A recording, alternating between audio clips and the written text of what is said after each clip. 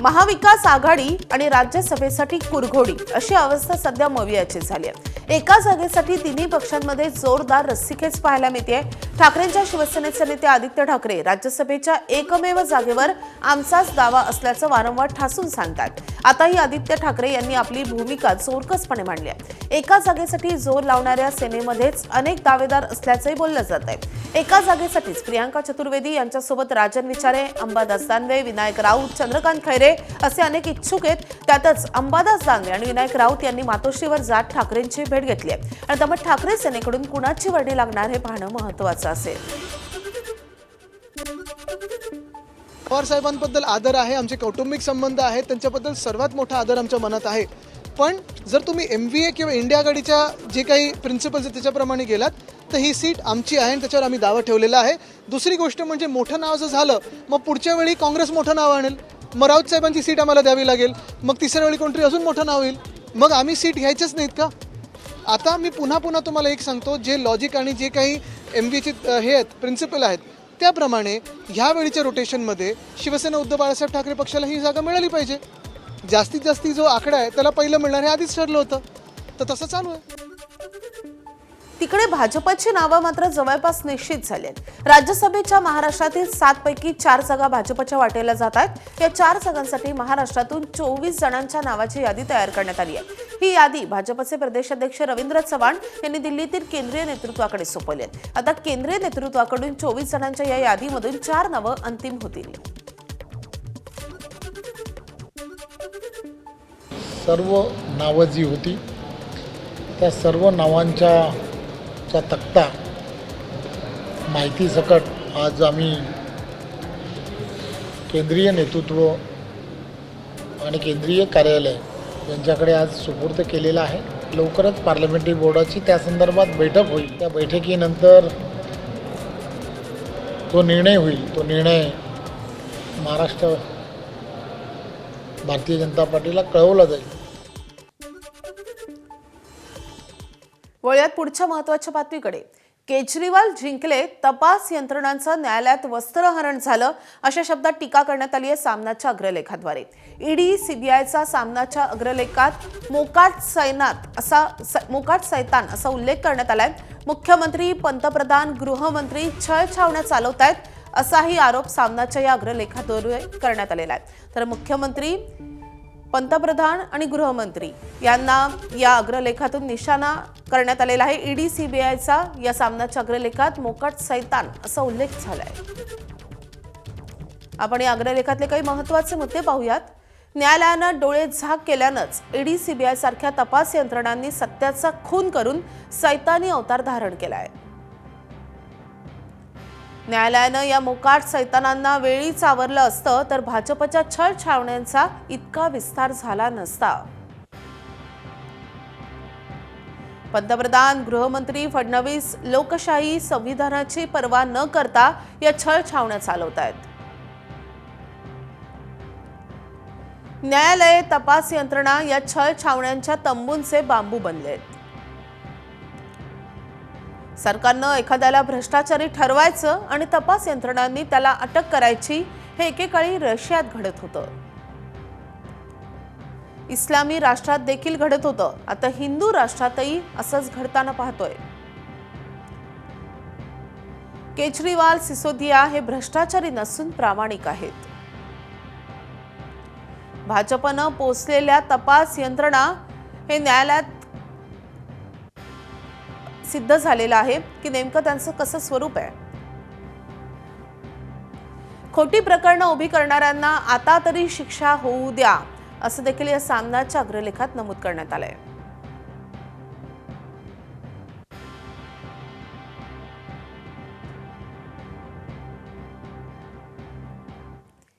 दिल्ली मद्य धोरण घोटाळ्यात निर्दोष ठरल्यानंतर आपचे नेते अरविंद केजरीवाल यांनी पत्रकार परिषद घेतली आहे। यावेळी केजरीवाल यांनी पंतप्रधान नरेंद्र मोदींना चॅलेंज दिलंय।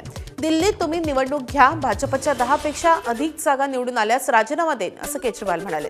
पीएम मोदी आणि अमित शाह यांनी देशाची माफी मागावी असं देखील केजरीवाल म्हणाले। मैं आपसे पूछना चाहता हूं, केजरीवाल जेल गया, रॉबर्ट वाड्रा जेल गया, संजय सिंह जेल गया, क्या राहुल गांधी जेल गया? मनीष सिसोदिया जेल गया, सोनिया गांधी जी जेल गई? किस मुंह से बात करते हैं? शर्म नहीं आती कांग्रेस में? पुण्यातल्या पोर्शे कार प्रकरणात मोटारसायकलला धडकून 2 जणांना ठार केल्याच्या प्रकरणात 17 वर्षीय मुलाच्या रक्ताच्या नमुन्याशी छेडछाड केल्याच्या आरोपाखाली अटक केलेल्या डॉक्टरला सर्वोच्च न्यायालयानं शुक्रवारी जामीन मंजूर केलाय. न्यायमूर्ती बी.व्ही. नागरत्ना आणि न्यायमूर्ती उज्ज्वल भुयान यांच्या खंडपीठानं ससून जनरल हॉस्पिटलचे माजी वैद्यकीय अधीक्षक डॉक्टर अजय तावरे यांना समानतेच्या आधारावर दिलासा दिलाय. या संदर्भात अधिकचे तपशील जाणून घेऊयात. आपले प्रतिनिधी सोमेश कोलगे आपल्यासोबत आहेत. सोमेश, हे प्रकरण खूप गंभीर होतं. या प्रकरणाची खूप चर्चा झाली होती. आता याच प्रकरणी हा जामीन मंजूर झालाय. न्यायालयानं या नेमकं काय म्हटलेलं या प्रकरणी? समानतेच्या आधारावर हा जामीन मंजूर करण्यात आला. यापूर्वी पुणे पोर्शे प्रकरणातील मुख्य आरोपींना जामीन मंजूर झाला आणि त्यामुळे जेव्हा एखाद्या प्रकरणात मुख्य आरोपींना किंवा इतर आरोपींना जामीन मंजूर होतो तेव्हा मग पॅरिटीच्या ग्राउंडवर समानतेच्या आधारावरती बाकी आरोपींनाही जामीन मंजूर होत असतो आणि प्रत्यक्षात आरोपीचे पुरावे बदलले गेले. जे पुरावे कलेक्ट करण्यात आले होते ते अशा स्वरूपाचा आरोप हा ससूनच्या तत्कालीन वैद्यकीय अधीक्षक अजय तावरे यांच्यावरती लावण्यात आला होता आणि त्याखाली त्यांना अटक करण्यात आलेली होती. तर एकंदरीतच जेव्हा मुख्य आरोपींना या सगळ्या प्रकरणात जामीन मंजूर होते तेव्हा त्याचा परिणाम म्हणून आता इतर आरोपींनाही जामीन मंजूर होत असल्याचं पाहायला मिळतं. धन्यवाद सोमेश या सगळ्या सविस्तर माहितीसाठी.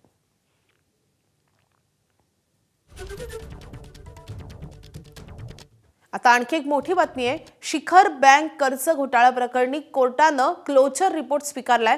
या क्लोजर रिपोर्टमध्ये उपमुख्यमंत्री सुनेत्रा पवारांसह 70 आरोपींना निर्दोष ठरवण्यात आलेलं आहे. 25,000 कोटी रुपयांच्या घोटाळ्याची ईओडब्ल्यूनं चौकशी केलेली होती.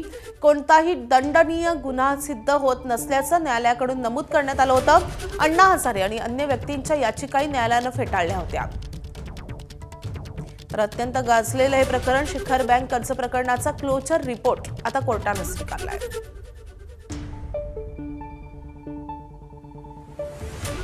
या क्लोजर रिपोर्टमध्ये उपमुख्यमंत्री सुनेत्रा पवारांसह 70 आरोपी निर्दोष असल्याचं म्हटलेलं होतं.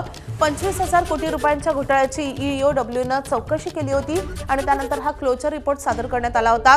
अजित पवार, सुनेत्रा पवार, रोहित पवार, विजयसिंह मोहिते असे मोठे नावं या प्रकरणामध्ये होते. हे सगळे आरोपी होते. माजी मंत्री मधुकर चव्हाण, आनंदराव अडसूळ, मीनाक्षी पाटील, हसन मुश्रीफ हे देखील आरोपी होते.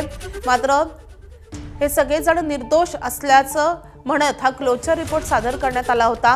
आता हा क्लोजर रिपोर्ट कोर्टाने स्वीकारलेला आहे.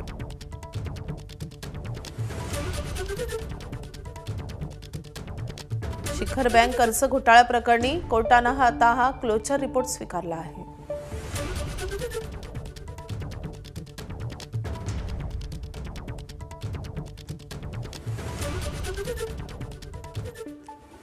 यवतमाळमधल्या महागाव नगरपंचायतीमध्ये काँग्रेसच्या विद्यमान नगराध्यक्षावर अविश्वास ठराव आणत भाजपनं अवघ्या 5 मतांच्या फरकानं नगराध्यक्षपदावर विजय मिळवलाय. नगराध्यक्षांच्या विरोधातील अविश्वास ठराव मंजूर झाल्यानंतर झालेल्या निवडणुकीमध्ये भाजपच्या रंजना दीपक आडे यांची 12 विरुद्ध 5 मतांनी नगराध्यक्षपदी निवड झाली आहे. महागावमध्ये भाजपचे 5, शिवसेना ठाकरेंच्या शिवसेनेचे 4 आणि काँग्रेसचे 3 बंडखोर नगरसेवक असं संख्याबळ होतं. ठाकरेंच्या शिवसेनेनं भाजपला दिलेल्या पाठिंब्यामुळे तसंच काँग्रेसच्या 3 नगरसेवकांनी बंडखोरी करत मतदान केल्यानं राजकीय समीकरण पालटून गेले. सर्वाधिक संख्याबळ काँग्रेस आणि ठाकरेंच्या शिवसेनेकडे असूनही नगराध्यक्षपद राखण्यात त्यांना अपयश आलंय. बीडच्या परळीतल्या महादेव मुंडे हत्या प्रकरणात मोठी अपडेट समोर येते. आरोपींच्या नार्को टेस्टचा रिपोर्ट एसआयटीच्या हाती आल्याची माहिती सूत्रांनी दिली आहे. आज न्यायालयाच्या समोर रिपोर्ट सादर केला जाण्याची शक्यता आहे. आरोपींच्या ब्रेन मॅपिंग आणि नार्को टेस्ट रिपोर्टमधून महादेव मुंडे हत्या प्रकरणाचं सत्य बाहेर येण्याची शक्यता आहे. तसंच न्यायालयासमोरच नार्को टेस्ट आणि ब्रेन मॅपिंगचा रिपोर्ट उघडला जाणार असल्याची माहिती आहे. या अहवालातून नेमकी काय माहिती समोर येते हे पाहणं महत्त्वाचं असेल.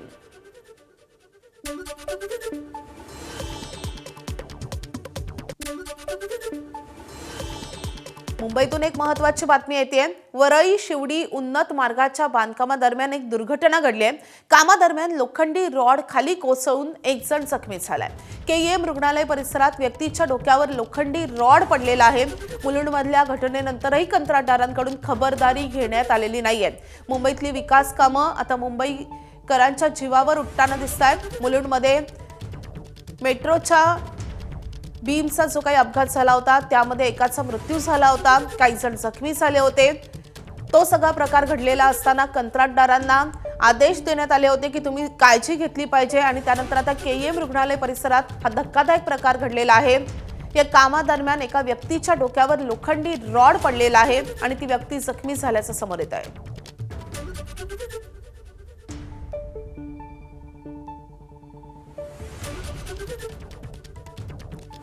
बुलढाण्याच्या जळगाव जामोद तालुक्यातल्या उमापूर गावात तणाव निर्माण झालाय. मध्य प्रदेशच्या हेलापाणी गावातील जवळपास 100 जणांनी उमापूरमध्ये दगडफेक केली आहे. यावेळी त्यांच्याकडून गावातील अनेक घरांची तोडफोडही करण्यात आली आहे.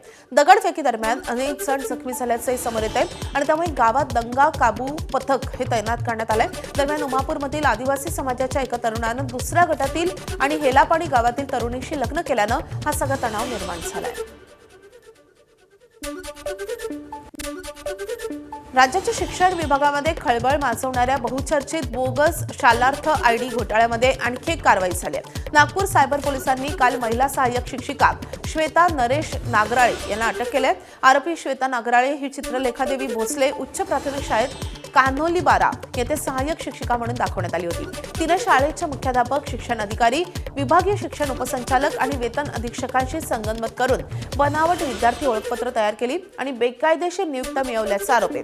या प्रकरणात आतापर्यंत एकूण 27 आरोपींना अटक झाली आहे. अटक केलेल्या आरोपींमध्ये 3 विभागीय शिक्षण उपसंचालक, 4 शिक्षण अधिकारी, 1 वेतन अधीक्षक, 9 लिपिक, 4 शाळा मुख्याध्यापक, 2 शाळा संचालक आणि 4 सहाय्यक शिक्षकांचा समावेश आहे. या हाय प्रोफाईल प्रकरणाची चौकशी राज्य सरकारनं स्थापन केलेल्या एसआयटी मार्फत केली जाते. आता गोंदियातून महत्त्वाची अपडेट येते. गोंदियाच्या सहाय्यक धर्मादाय आयुक्त दिशा पजई यांच्यावर निलंबनाची कारवाई करण्यात आली आहे. महाराष्ट्र शासनाच्या विधी व न्याय विभागानं हा आदेश काढलाय. लकी ड्रॉमध्ये 4 चाकी वाहन मिळवून महाराष्ट्र नागरी सेवा नियमाचा भंग केल्याचा ठपका त्यांच्यावर ठेवण्यात आलेला होता आणि त्यानंतर आता त्यांच्यावर ही कारवाई झाली आहे. तर गोंदियाच्या सहाय्यक धर्मादाय आयुक्त दिशा पजई यांच्यावर निलंबनाची कारवाई झालेली आहे. विधी व न्याय विभागानं या निलंबनाचा आदेश काढलाय. या संदर्भात अधिकचे अपडेट आपल्याला जाणून घ्यायचे आहेत. आपले प्रतिनिधी देवेंद्र राहंगडाले आपल्या सोबत आहेत. देवेंद्र, नेमकं प्रकरण काय होतं आणि आता कशी कारवाई होतीये? निश्चितपणे जे देशाच्या सहाय्यक धर्मादाय आयुक्त आहेत दिशा पजई यांच्यावर निलंबनाची कारवाई करण्यात आलेली आहे. महाराष्ट्र शासनाच्या निधी न्याय विभागाच्या वतीने हा आदेश काढण्यात आला आहे. याच्यामध्ये जे लकी ड्रॉ मध्ये 4 चाकी वाहन मिळवून महाराष्ट्र नागरी सेवा नियमाचा भंग केल्याचा ठपका ठेवण्यात आला आहे. शासनाची पूर्व परवानगी न घेता लकी ड्रॉ मध्ये सहभागी 4 चाकी वाहन जिंकणे गोंदियाच्या सहाय्यक धर्मादाय आयुक्त जे परीक्षा होते यांना आता चांगलेच महागात पडल्याचे आपल्याला बघायला मिळते. धन्यवाद देवेंद्र या सगळ्या सविस्तर माहितीसाठी.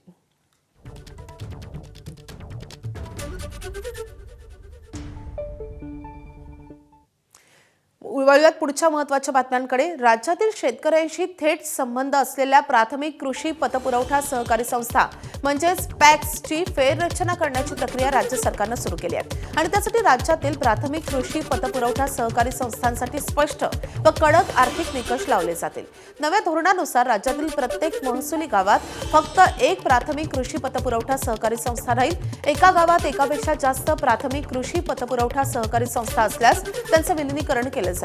तसेच सध्या गाव पातळीवर ज्या प्राथमिक पतपुरवठा संस्था कार्यरत आहेत त्या खऱ्या अर्थानं शेतकऱ्यांना पतपुरवठा करत आहेत की नुसतं राजकारणासाठी कागदोपत्री संस्था चालवून जिल्हा मध्यवर्ती सहकारी बँकांवर आपलं वर्चस्व ठेवलं जाते हे तपासलं जाणार आहे. प्राथमिक कृषी पतपुरवठा सहकारी संस्थांच्या फेररचनेद्वारे आणि नव्या संस्था स्थापन करून सत्ताधारी भाजप हे गाव पातळीवरील सहकारी चळवळीत पाय रोवण्याचा प्रयत्न करत आहे असंही बोललं जात आहे.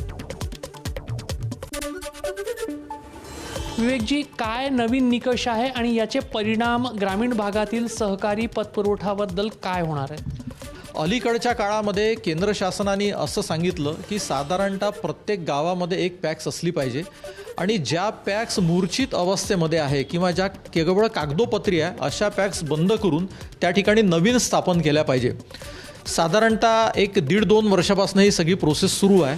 आत्ता मात्र राज्य शासनाने मागच्या आठवड्यामध्ये एक नवीन आदेश काढला आणि तो नवीन आदेश काढून त्यांनी असं म्हटलं आहे की आम्ही आता नवीन पॅक स्थापन करण्याला परवानगी देणार आहे. महाराष्ट्रातल्या प्रत्येक गावामध्ये एक पॅक्स असली पाहिजे. तर ज्या गावांमध्ये नाही आहे पॅक्स त्या ठिकाणी नव्याने स्थापन केली जाईल. मात्र ज्या ठिकाणी आहे ती खरोखर कार्यरत आहे की नाही त्याची आर्थिक स्थिती आहे ती तपासली जाईल आणि ही प्रोसेस कोण करेल? साधारणतः या महाराष्ट्रामध्ये आत्ता जे काही परिपत्रक आलं आहे त्याच्या अनुसार सगळ्या निबंधकांना म्हणजे जे जिल्हा उपनिबंधक असतात किंवा त्या तालुक्याचे AR असतात त्यांना असं शासनाने म्हटलं आहे की तुम्ही या सगळ्या पॅक्सची सध्या माहिती घ्या, या पॅक्सची काय स्थिती आहे ती घ्या आणि जेव्हा त्यांच्या असं लक्षात येईल की काही पॅक्सचं ऑडिट झालं नाही, काही पॅक्स केवळ कागदोपत्री आहे, काही पॅक्स केवळ निवडणुकीपुरती मर्यादित आहे, तर अशा पॅक्सवर ताबडतोब आता कारवाई होणार आहे. महाराष्ट्रात ही प्रक्रिया पूर्ण केव्हापर्यंत होईल? प्रत्येक गावात एक पॅक्स आणि प्रत्येक गावात एकच पॅक्स ही जी संपूर्ण प्रक्रिया आहे ती केव्हापर्यंत पूर्ण होणार आहे? साधारणतः आता ही माहिती मागवणं सुरू झालं आहे. एक 30 जून 2026पर्यंत ही सगळी माहिती ही कलेक्ट करायची आहे आणि त्याच्यानंतर मग तो डेटा पूर्ण राज्य शासनाजवळ आला, याचा एकंदरीत डेटा तयार झाला की त्याच्यानंतर ज्या गावामध्ये पॅक्स नाही तिथे नवीन पॅक्स स्थापन करण्याची प्रक्रिया ही सुकर होणार आणि सुरळीत होणार आहे. ग्रामीण पतपुरवठा मजबूत आणि पारदर्शक करायचा असेल तर प्राथमिक कृषी पतपुरवठा संस्था जे आहेत त्यांच्या कामामध्ये पारदर्शकता आणणं आवश्यक आणि त्याच अनुषंगाने राज्य सरकारने त्या संदर्भातली मोहीम आता हाती घेतली आहे. कॅमेरामॅन अतुल हिरडेसह रजत वसिष्ठ, ABP माझा, नागपूर. उन्हाळा सुरू झाला असून फेब्रुवारी महिना संपलाय. मात्र फेब्रुवारी महिन्याच्या शेवटी हिंगोली जिल्ह्यातल्या अनेक जलसाठ्यांनी तळ गाठायला सुरुवात केली आहे. हिंगोलीमध्ये एकूण 30 लघु सिंचन प्रकल्प आहेत. त्यापैकी अनेक सिंचन प्रकल्पांनी आता तळ गाठलेला आहे. जिल्ह्यातील वडद तलाव कोरडात ठाक पडलाय. या ठिकाणाहून आढावा घेतलेला आहे आमचे प्रतिनिधी माधव दिपके यांनी. उन्हाळ्याला सुरुवात झालेली आहे, तापमान वाढू लागलेलं आहे आणि हळूहळू आता जलसाठ्यांनी जेथे तळ गाठायला सुरुवात केलेली आहे.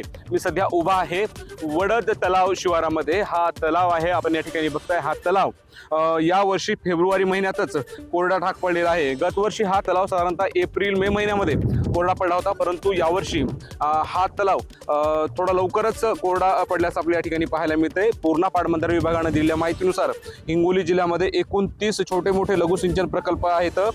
त्यामधले 5 तलाव कोरडे ठाक पडलेले आहेत, तर 7 तलावांची पाणी पातळी 25% कमी आहे. तर उर्वरित जे 18 तलाव आहेत त्या तलावांची पाणी पातळी साधारणतः 50%च्या आतमध्ये आहे संपूर्णपणे.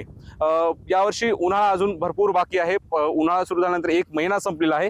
त्यापूर्वीच अशा पद्धतीने जे ते सिंचन तलावांनी जे ते तळ गाठायला सुरुवात केलेली आहे. मोठ्या प्रमाणामध्ये पाणी पातळी जे ते कमी होताना पाहायला मिळते. तर जिल्ह्याला अनेक गावांना जे ते पाणी टंचाईचा सामना करावा लागतोय अशी शक्यता वर्तवली जाते. कारण ही जी अशी छोटे मोठे तलाव आहेत या तलावांच्या भरोशावर अनेक गावांच्या पिण्याच्या पाण्याच्या योजनांचं जे ते नियोजन असतं, परंतु तलाव कोरडे पडल्यामुळे आता पाणी टंचाईला सामना करावा लागतोय अशी शक्यता जे ते नागरिक व्यक्त करू लागले. तर त्यामुळं यावर्षी पाणी टंचाईची जी परिस्थिती बघता प्रशासनानं जर तत्काळ या संदर्भामध्ये उपाययोजना आखणं सुरू केलं तर निश्चितच जिल्ह्याला पाणी टंचाईला तोंड द्यावं लागणार नाही. परंतु एकंदरीत पाहायला गेलं तर जिल्ह्याची जी जलसाठ्यांची स्थिती बघता मोठ्या प्रमाणामध्ये जलसाठी जे ते आता तळ गाठू लागले, तर त्यामुळं भविष्यामध्ये पाणी टंचाईची शक्यता नाकारता येत नाही. माधव दिपके, ABP माझा, वडतलाव, हिंगोली. अमरावती शहरात प्रभाग क्रमांक 7 मध्ये कचऱ्याची गंभीर समस्या निर्माण झाली आहे. जवाहर स्टेडियम जवळच्या कृष्णानगरातील नाले तुडुंब भरलेले असून सर्व्हिस गल्लीत कचऱ्याचे ढिगारे साचलेत. दिग्गज नगरसेवक असूनही प्रशासनाची कारवाई अपुरी ठरते असा आरोप शिवसेनेच्या नगरसेविका स्नेहा लुल्ला यांनी केलाय. त्यांच्या पतींकडून फावड्यानं नाले साफ करण्याचा प्रयत्न करण्यात आलाय. दरम्यान आज होणाऱ्या मनपाच्या विशेष आमसभेत स्नेहा लुल्ला प्रशासनाला धारेवर धरणार आहेत.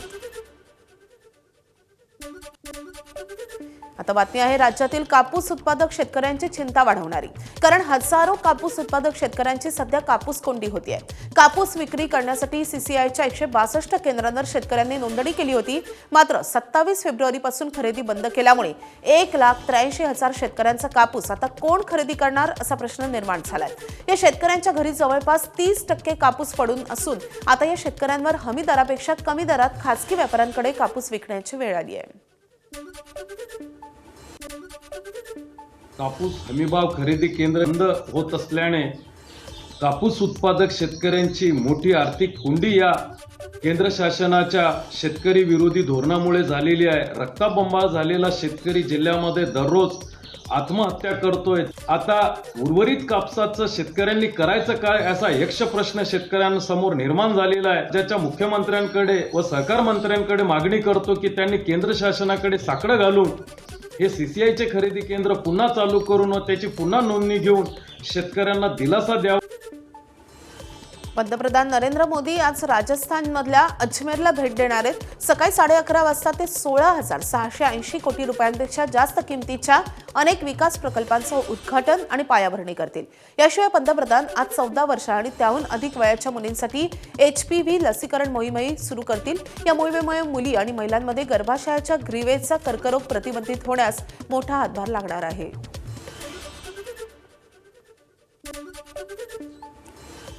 भारताच्या प्रोजेक्ट चीता संबंधी एक आनंदाची बातमी आहे. कुनो राष्ट्रीय उद्यानामधल्या गामिनी नावाच्या मादीनं 4 बछड्यांना जन्म दिलेला आहे. 4ही बछडे हे अगदी तंदुरुस्त असल्याची वनविभागानं माहिती दिली आहे. आणखी 9 चित्ते हे दक्षिण आफ्रिकेतून भारताकडे रवाना झालेत. नव्यानं येणाऱ्या 9 चित्त्यांमध्ये 6 मादी आणि 3 नर चित्त्यांचा समावेश आहे. भारतात आता चित्त्यांची एकूण संख्या ही आता 39 वर पोहोचली आहे. 28 चित्ते हे यापैकी भारतामध्ये जन्मले आहेत.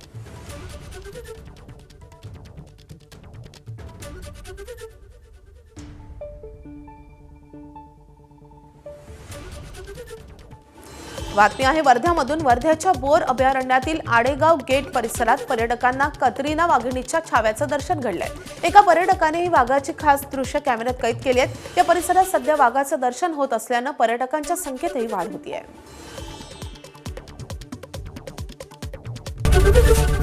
एबीपी माझा, उघडा डोळे बघा नीट.